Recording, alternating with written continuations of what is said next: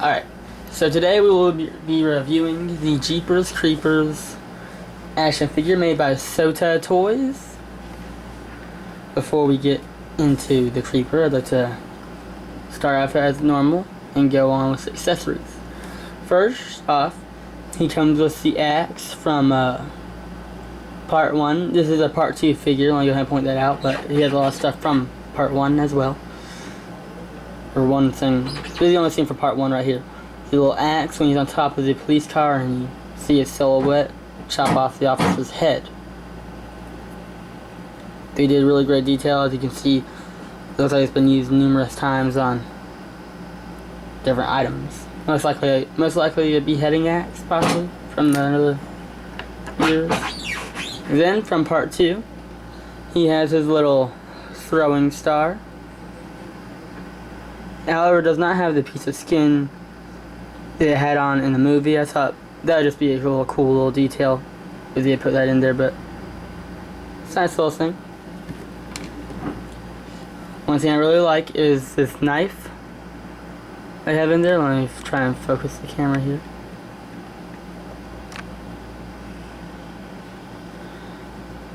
Anyways, the knife has some great detail on it. You can see the little man chasing, like they did in the movie, him chasing the people. Yeah, that's just a nice little thing right there. He also comes with, that's just a little hat there. But one of my favorite little accessories is this little head. From when he's on top of the bus, he gets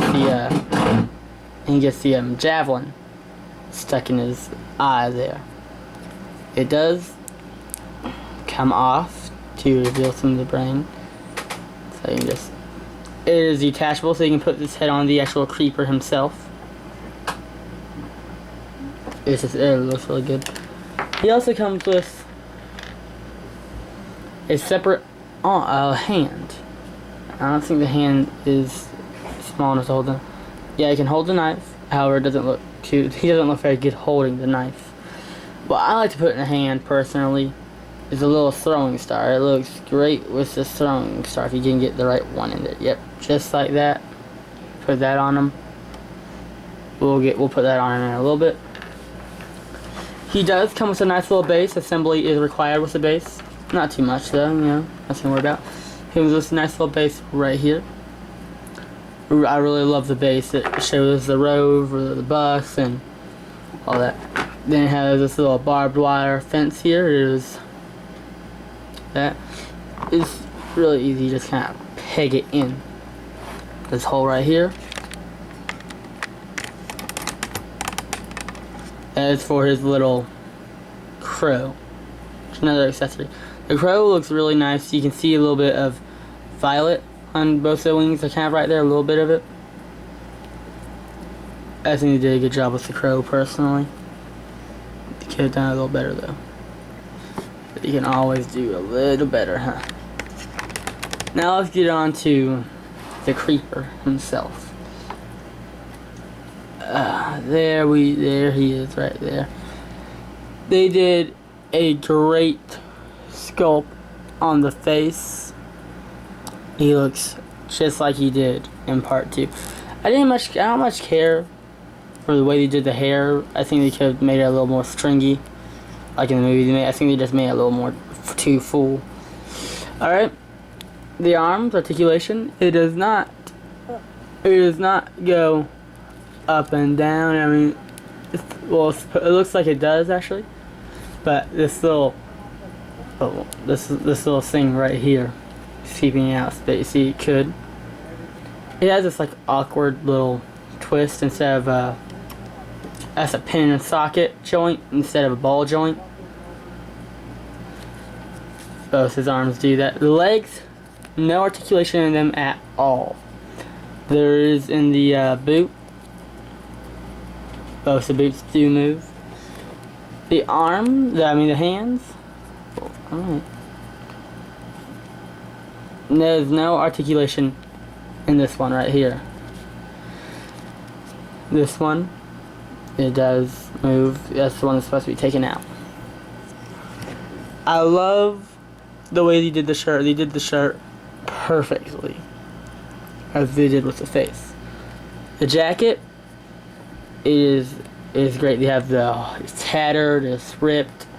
I like how they made like the wind blowing it a little bit, because he's obviously outside. So yeah, I just love the figure. Let's put the hat on him real quick. The hat, you can see has these little fangs type things in them, so they can lash onto the creeper really well. You should be able to hear a snap when you put it in, like if you're putting it in right. As you can see, I was putting it in backwards.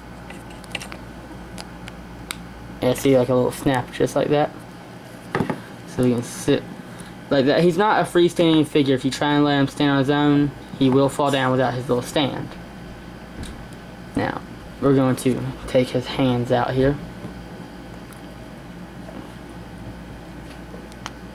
There we go. His hands are a pin socket too. The joint is on his hands rather than in his wrist, so that's always a plus. I'm going to put this one in it just so you can see what it looks like. There we go. So he can be sitting there about to throw the star. That's just great.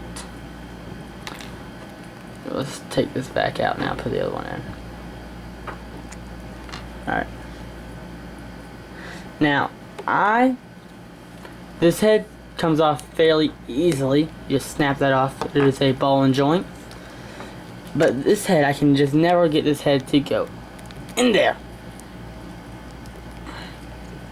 It just won't go in for some odd reason, something to do with it. Alright. To get it on the base is relatively hard, in all honesty, a little bit. You just, I don't know, actually, it went in pretty good this time.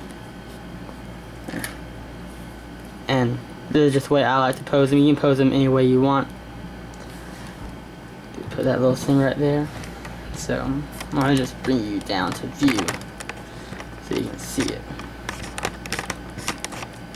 Loosen that up a bit. And there he is, Jeepers Creepers Part 2. It is overall it's just a great figure. If you can find it, get a hold of one, I definitely recommend you buy it. So like, comment, and subscribe, and thank you.